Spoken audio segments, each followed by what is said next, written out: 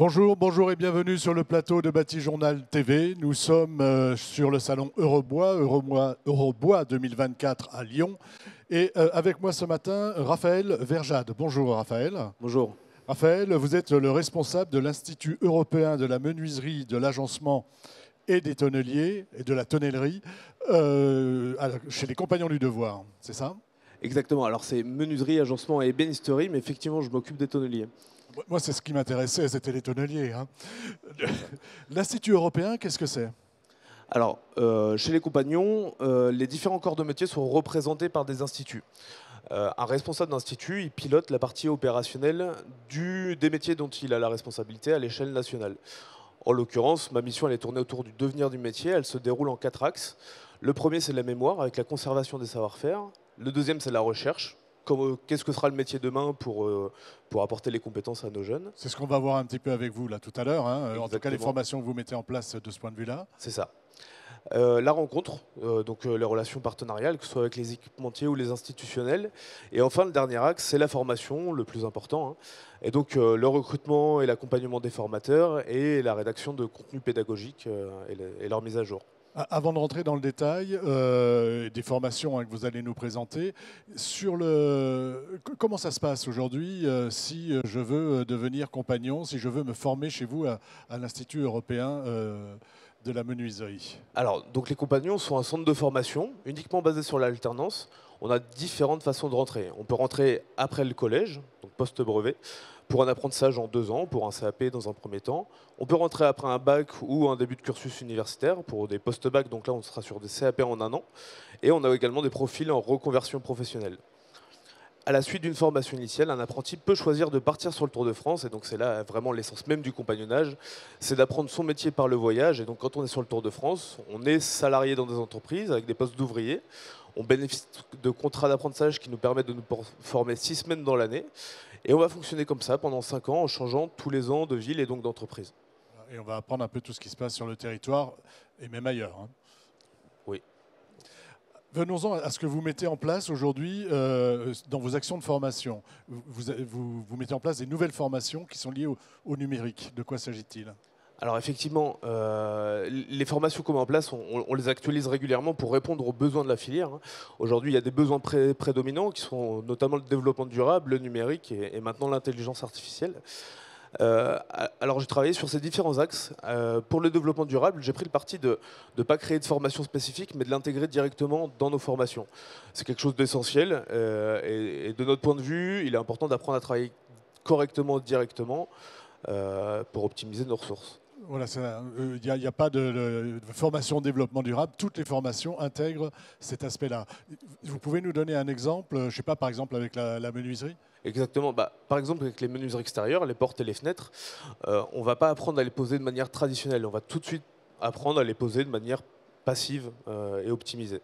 C'est quoi la différence C'est-à-dire entre le traditionnel et le passif? Et Eh la ben, manière de poser une fenêtre, on va dire, pour qu'elle soit complètement passive. on va avoir Entre dans une ce cadre-là. étanchéité bien plus développée. On va avoir du matériel supplémentaire. On va avoir des méthodes de réalisation qui ne vont pas forcément être les mêmes. J'ai une image, moi, des Compagnons du Devoir qui travaillent beaucoup sur le patrimoine ou sur y compris dans le patrimoine. Quand on va aller poser une menuiserie, on va la poser d'une manière moins traditionnelle, on va dire. En tout cas, pour qu'elle soit passive, enfin qu'elle puisse rentrer dans une Alors, construction passive. autant que possible, dans les monuments historiques, on peut être limité à certains moments, mais effectivement, on va être consciencieux pour en fait rendre notre ouvrage le plus périn possible. L'aspect environnement et on va dire développement durable ne se limite pas, hein, aux formations, ça se passe aussi au niveau des maisons des compagnons. Il y a tout un apprentissage, on va dire, pour éviter les déchets et ainsi de suite. Exactement. Alors du coup, chez les compagnons, on vit en communauté dans les différentes maisons de compagnons. On est en moyenne une quarantaine par maison, mais on peut retrouver jusqu'à 160 jeunes résidant dans une maison. Donc forcément, ça fait du monde, ça fait de la consommation, ne serait-ce que par rapport à la nourriture.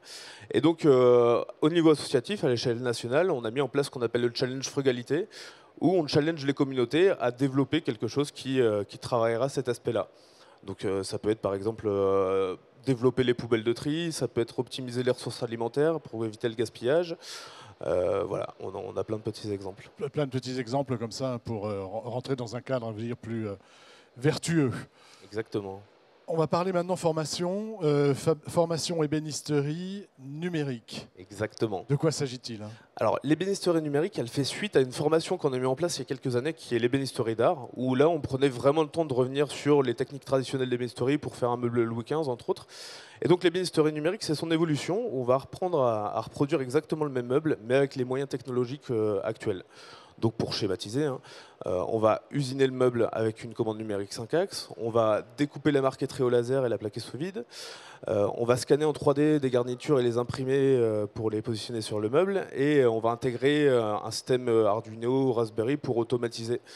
L'idée, c'est pas de rendre performant directement les apprenants là-dedans. En tout cas, c'est de les éveiller et d'apporter à l'artisanat des compétences telles que celle-ci pour développer leur offre plus tard, hein, en tout cas envers leurs futurs clients. C'est une manière aussi d'attirer du monde, de travailler sur les aspects numériques. C'est ce qu'on entend beaucoup ici, c'est pour ça que je vous pose la question. Hein. Alors, attirer du nom, pas forcément, mais on se doit d'être contemporain, d'être en phase avec ce qui se passe aujourd'hui. Demain, les compétences attendues seront celles-ci, en partie. Et il faut qu'on puisse y répondre, il faut qu'on puisse préparer nos apprenants à tout ça. Ce qui n'empêche pas de travailler traditionnellement, hein, je pense. Vous faites les deux, en fait, maintenant. Exactement, exactement.